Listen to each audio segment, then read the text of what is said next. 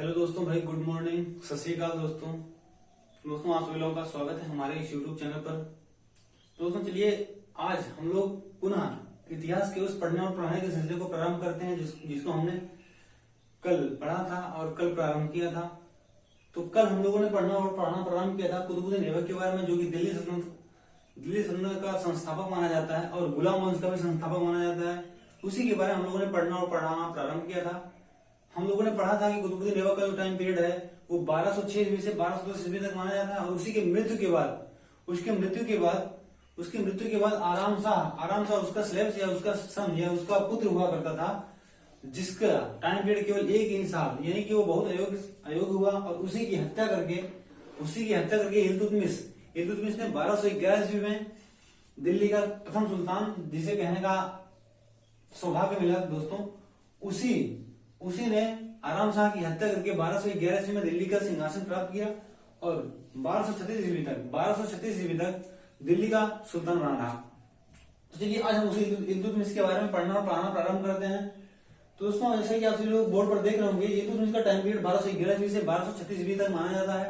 इल्तुतमिश दिल्ली का वास्तविक संस्थापक माना जाता है। दोस्तों इल्तुतमिश को दिल्ली का वास्तविक संस्थापक माना जाता है। दिल्ली सल्तनत यानी कि दिल्ली सल्तनत का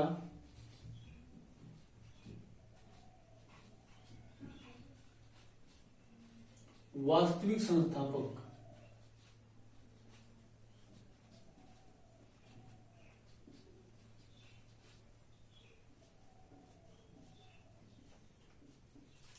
इल्तुतमिश को दिल्ली सल्तनत का वास्तविक संस्थापक माना जाता है और इल्तुतमिश ही एक इल्बाई तुर्क है।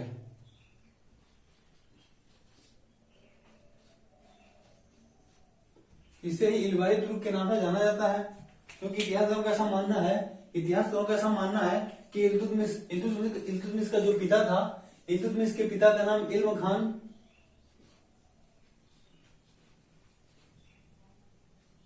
इसके पिता इल्म खान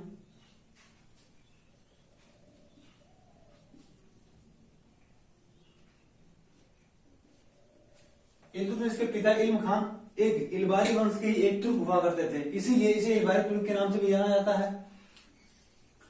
और इतिहास में दिल्ली सल्तनत का वास्तविक संस्थापक इल्तुतमिश को ही माना जाता है। हमारे इतिहासकारों ने ऐसा माना है कि इल्तुतमिश ही दिल्ली सल्तनत का वास्तविक संस्थापक माना जाता है। और दिल्ली सल्तनत में पहला सुल्तान इल्तुतमिश को ही माना जाता है। प्रथम सुल्तान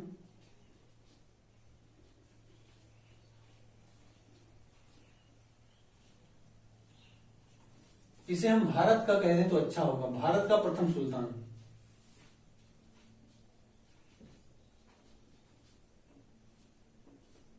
तो भारत का प्रथम सुल्तान इल्तुतमिश को माना जाता है। हालांकि आप सभी लोगों को पता होगा कि कुतुबुद्दीन ऐबक 1208 ईस्वी से 1210 ईस्वी तक दो साल स्वतंत्र रूप से शासन किया था। लेकिन दोस्तों इल्तुतमिश के पहले, यानी कि आप सभी लोगों को पता होगा कुतुबुद्दीन ऐबक ने अपने आप को सिपाही सालार की पदवी देकर ही दिल्ली पर शासन किया था, क्योंकि वो मोहम्मद गोरी के प्रति इतना वफादार हुआ करता था कि वो कहा करता था कि मोहम्मद गोरी का मैं एक दास हूं और वो हमारे सुल्तान है, इसीलिए हम मोहम्मद गोरी के सिपाही सालार के रूप में ही शासन करेंगे, ना कि हम सुल्तान बनकर।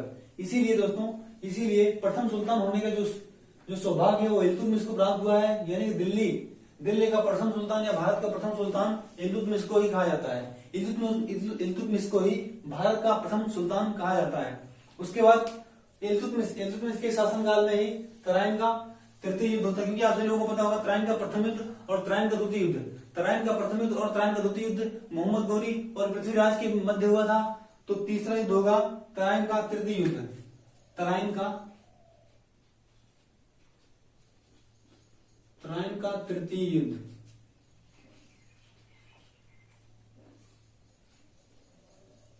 दोस्तों, तराइन का तृतीय युद्ध 1215 से 1216 ईस्वी में हुआ था। 1215 से 1216 ईस्वी में इल्तुतमिश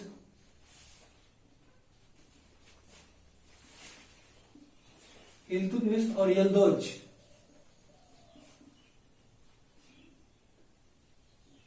इल्तुतमिश और यल्दौज के मध्य हुआ था दोस्तों। यल्दौज यल्दौज आप सभी को पता होगा कि मोहम्मद गोरी के जो 4 स्लेव्स हुआ करते थे, उसी 4 स्लेव्स में से यल्दौज भी एक हुआ करता था, जो कि मोहम्मद गोरी का विश्वास पात्र हुआ करता था। इसी ने तराइन के तृतीय युद्ध में इल्तुतमिश के साथ टक्कर दी थी और इल्तुतमिश अंत में जाकर इल्तुतमिश की जीत हुई और इसकी हार हुई और इल्तुतमिश ने ही इसकी हत्या कर दी, यानी कि यल्दौज को मार दिया, इसकी हत्या कर दी। दोस्तों आप सभी लोगों को पता होगा कि तराइन के तृतीय युद्ध के बाद जब इल्तुतमिश स्वतंत्र रूप से शासन चलाने लगा दिल्ली सल्तनत पर, तभी एक विपदा उसके सामने, एक संकट आ गया। क्योंकि दोस्तों 1221 ईस्वी में चंगेज खान का आक्रमण हुआ। चंगेज खान का इन्वेजन हमारे इंडिया पर हुआ 1221 ईस्वी में। गंगेज खान का आक्रमण हुआ 1221 ईस्वी में।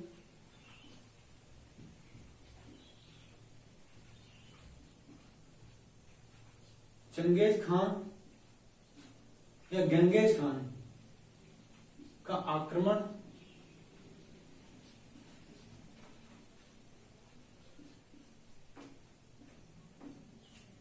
पहली बार हमारे भारत में 1221 ईस्वी में चंगेज खान का आक्रमण हुआ, वो भी इल्तुतमिश के शासनकाल में। आप सभी लोगों से कभी कभी ये भी क्वेश्चन पूछा जाता है कि चंगेज खान का आक्रमण कब हुआ था, तो 1221 ईस्वी में चंगेज खान का आक्रमण जब 1221 ईस्वी में हुआ था, उस समय हमारे दिल्ली का सुल्तान कौन हुआ करता था, तो उस समय हमारे दिल्ली का सुल्तान इल्तुतमिश हुआ करता था। दोस्तों इल्तुतमिश ही 1221 में हमारे दिल्ली का सुल्तान हुआ करता था।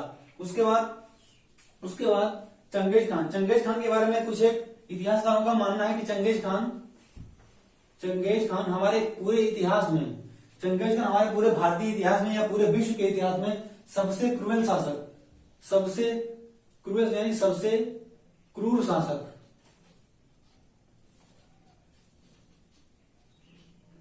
क्रूर शासक के नाम पर भी फेमस है। चंगेज खान का वास्तविक नाम तैमूचिन था। Real name of Genghis Khan is तैमूचिन।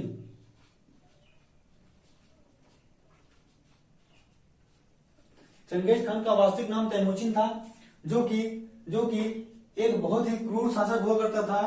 Asia का सबसे क्रूर शासक हुआ करता था। एशिया का सबसे क्रूर शासक हुआ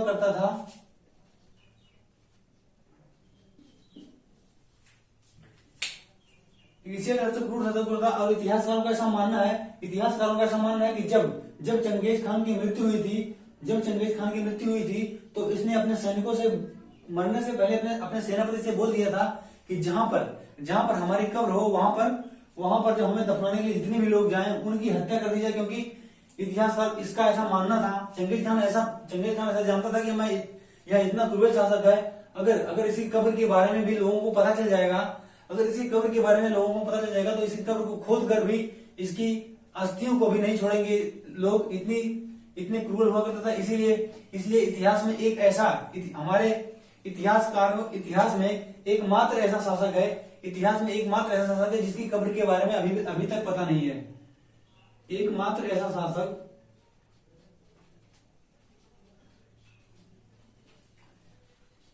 जिसकी कब्र के बारे में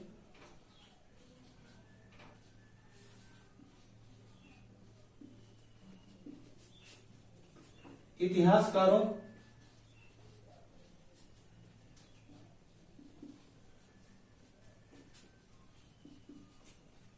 को कुछ भी ज्ञात नहीं है।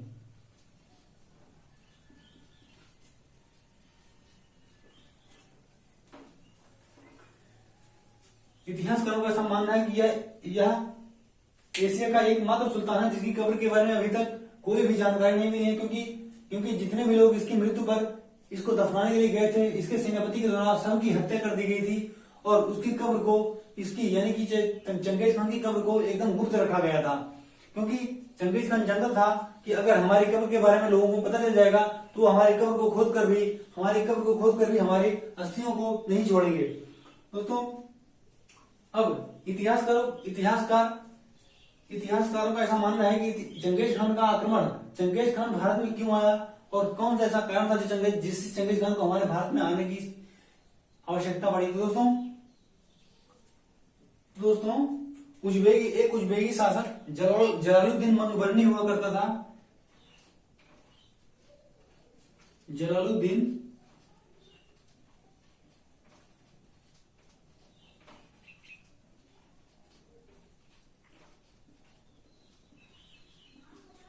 एक उज्बेकी शासक यानी कि जलालुद्दीन मंगबर्नी हुआ करता था।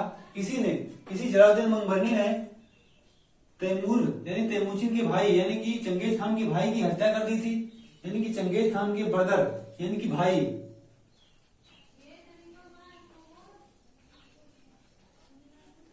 चंगेज खान के भाई की हत्या कर दी थी। और जलालुद्दीन मंगबर्नी एक उज्बेकी शासक हुआ करता था। उज्बेकी शासक। इतिहासकारों का ऐसा मानना है कि जलालुद्दीन मंगबर्नी चंगेज खान के भाई की हत्या करके भागा और पूरे एशिया में उसे कहीं भी शरण नहीं मिली। पूरे एशिया में उसे कहीं भी शरण नहीं मिली और किसी ने भी जलालुद्दीन मंगबर्नी की सहायता करने का साहस नहीं किया, क्योंकि जानते थे कि अगर चंगेज खान से टक्कर लिया जाएगा तो वो पूरे साम्राज्य को हमारे तहस नहस कर देगा। इसी के डर से जलालुद्दीन मंगबर्नी की सहायता किसी भी शासक ने, पूरे एशिया का कोई भी शासक न था जो इसकी जलालुद्दीन मंगबर्नी की सहायता कर सके। इसीलिए अंत में जलालुद्दीन मंगबर्नी भागता हुआ हमारे भारत आ पहुंचा। और उस समय हमारे भारत का सुल्तान इल्तुतमिश हुआ करता था और जलालुद्दीन मंगबर्नी भारत में आ पहुंचा। इतिहासकारों का ऐसा मानना है कि जब जलालुद्दीन मंगबर्नी भारत आ पहुंचा तो इस बात की जानकारी चंगेज खान को हुई और चंगेज खान भी भारत जलालुद्दीन मंगबर्नी की खोज में आ पहुंचा। चंगेज खान इल्तुतमिश के पास एक संदेश भिजवाया कि अगर आप जलालुद्दीन मंगबर्नी को हमारे हवाले कर देते हैं तो हम आपके साम्राज्य को कुछ भी नहीं करेंगे, कोई भी नुकसान नहीं करेंगे, केवल जलालुद्दीन मंगबर्नी की हत्या करके यहाँ से चले जाएंगे।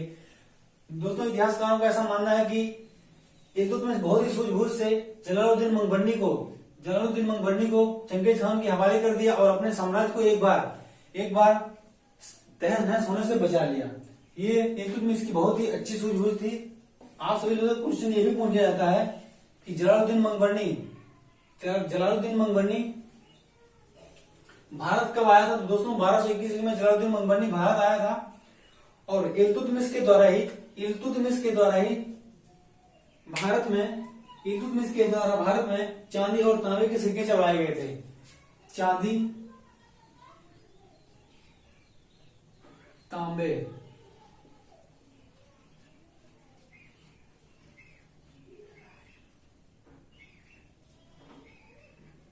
इल्तुतमिश के द्वारा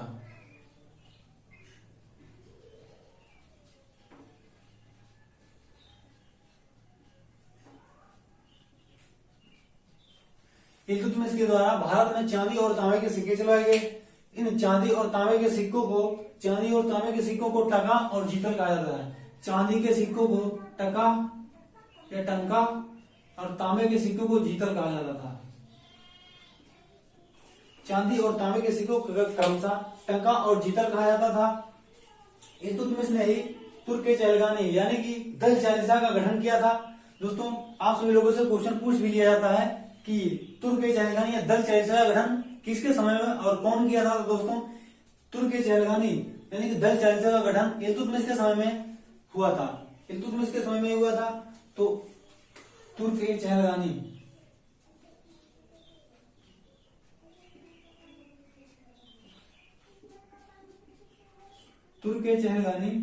जिसे हम दल चालीसा के नाम से जानते हैं, इसका गठन भी इल्तुतमिश के द्वारा ही किया गया था।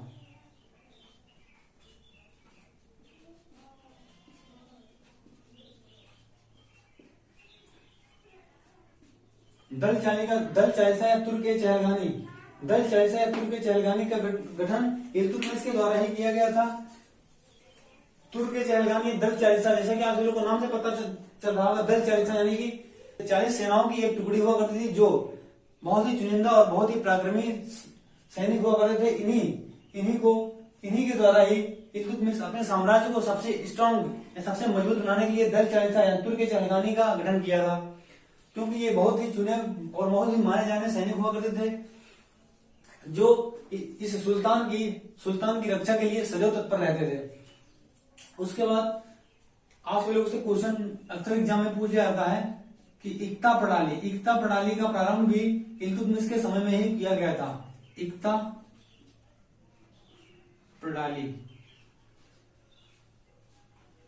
प्रणाली का प्रारंभ इल्तुतमिश के द्वारा ही किया गया था।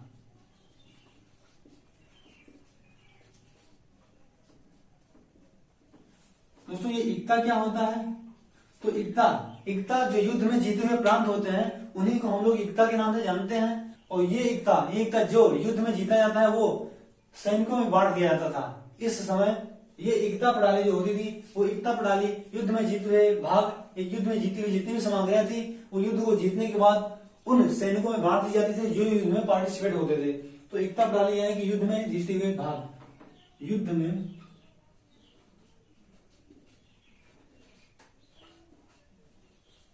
जीते हुए क्षेत्र। इक्ता का मतलब होता है युद्ध में जीते हुए क्षेत्र।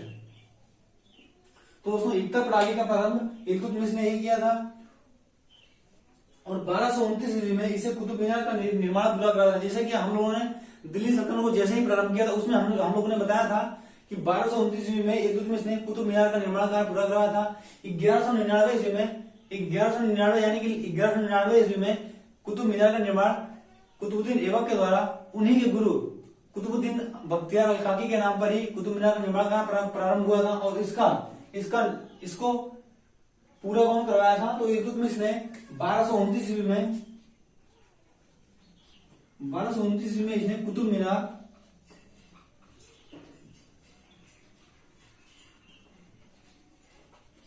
का निर्माण कार्य पूरा करवाया था।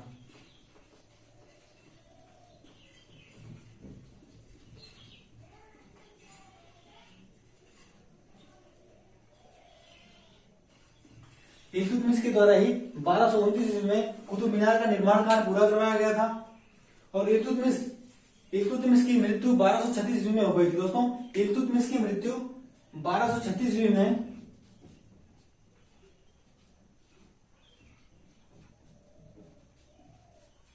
इल्तुतमिश की मृत्यु हो गई।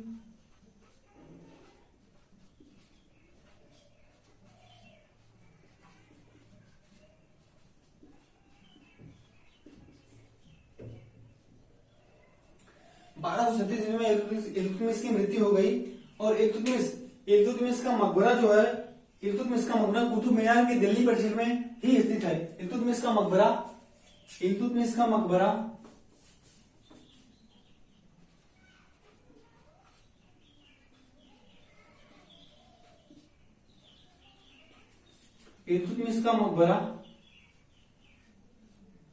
कुतुब मीनार के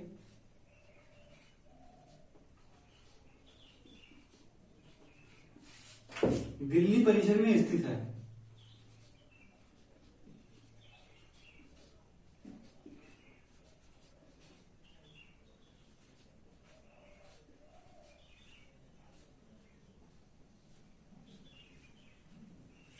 इल्तुतमिश का मकबरा कुतुब मीनार दिल्ली परिसर में स्थित है। कुतुब मीनार के दिल्ली परिसर में स्थित है। दोस्तों उसके बाद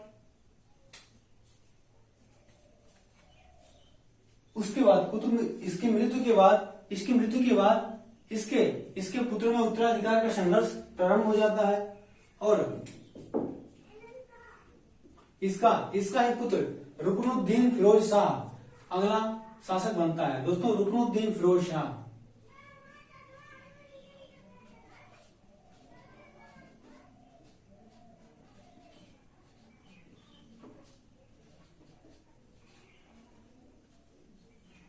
इसका बड़ा पुत्र रुकनुद्दीन फिरोज शाह 1236 ईस्वी में इसकी मृत्यु के बाद अगला सम्राट बनता है, अगला सुल्तान बनता है दिल्ली का। लेकिन दोस्तों लेकिन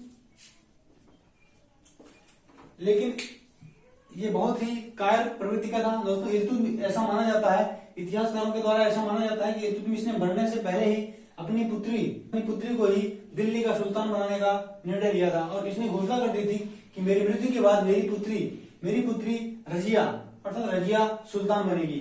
दोस्तों इसी बात से 1236 ईस्वी में रजिया वहां की जनता के सामने याचना करने दिल्ली के दरबार में गई और लोगों से अपने पिता के द्वारा दिए वचन और अपने न्याय के लिए लोगों के साथ हाथ फैलाया और लाल टोपी पहनकर उस दिल्ली के दरबार में याचनाएं की और जिससे कुछ लोग इसके समर्थक भी हुए थे और इसी से अगली सुल्तान बनी रजिया। यानी कि 1236 ईस्वी में ही रुकनुद्दीन फिरोज शाह को गद्दी से हटाकर रजिया सुल्तान को अगला दिल्ली का सुल्तान बनाया गया। दोस्तों चलिए दोस्तों आज के लिए इतना ही। अगर वीडियो पसंद आया हो तो वीडियो को लाइक करना, शेयर करना और हमारे चैनल को सब्सक्राइब कर देना।